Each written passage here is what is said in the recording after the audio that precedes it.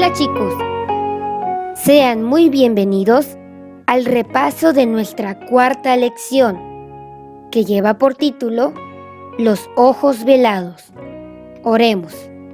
Cariñoso y eterno Padre, le agradecemos por la vida y porque nos permite estudiar una nueva lección. Ayúdenos, Señor, a entenderla y sea nuestro Maestro. En el nombre de Jesús, amén. La referencia bíblica la encontramos en Lucas 24, del 13 al 35, y en el libro El deseo de todas las gentes, capítulo 83. El versículo para memorizar es: Dios, por su poder, nos ha concedido todo lo que necesitamos para la vida y la devoción, al hacernos conocer a aquel que nos llamó por su propia grandeza y sus obras maravillosas. Segunda de Pedro 1:3. El mensaje de la lección es: Dios nos ha dado todo lo que necesitamos para conocer a Jesús como nuestro Salvador. Cuando la esperanza se une a la fe, no podemos evitar hablar a los demás de eso que llevamos en el corazón. ¡Qué fin de semana tan duro para los discípulos! Jesús había sido llevado preso, había sido juzgado injustamente y condenado a muerte. Unas mujeres habían visto ángeles. María Magdalena había visto al mismo Jesús, después de muerto. Demasiadas cosas, demasiado difíciles de entender. El día de la resurrección, 2 discípulos de Jesús se fueron de Jerusalén hacia el atardecer para regresar a Emaús, donde vivían. La pequeña ciudad de Emaús no estaba muy lejos de Jerusalén. Mientras se dirigían a casa, un extraño se les unió en el camino, pero ellos seguían hablando de la tristeza y la decepción que sentían por causa de la muerte de Jesús. Toda su atención se centraba en lo que acababa de suceder aquel fin de semana. El extraño que les salió al paso era Jesús, y no lo reconocieron. Aquellos 2 discípulos estaban tan tristes que no se dieron cuenta de que era el mismo Jesús el que caminaba a su lado. Jesús deseaba consolarlos para que dejaran de sentirse tan tristes. Deseaba que ellos pudieran comprender que lo que había sucedido era lo que las profecías y las escrituras decían que sucedería. Jesús había venido para consolar a los tristes, y ellos estaban realmente muy tristes. Por eso les preguntó: ¿de qué van hablando ustedes por el camino? Ellos se detuvieron, tristes, y le hablaron del Maestro.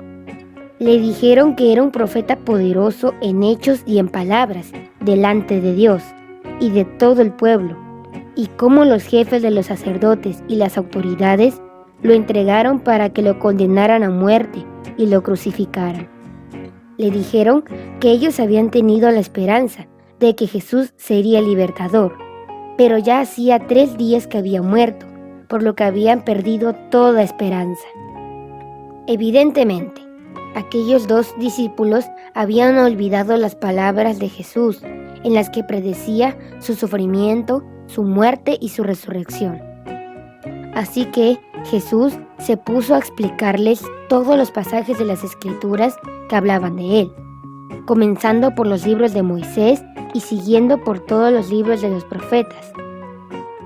Jesús quería devolverles la fe, pero una fe basada en las Sagradas Escrituras. En esta ocasión, Jesús no hizo ningún milagro para ganarse la fe de ellos. Simplemente les habló de las profecías, que claramente se estaban cumpliendo.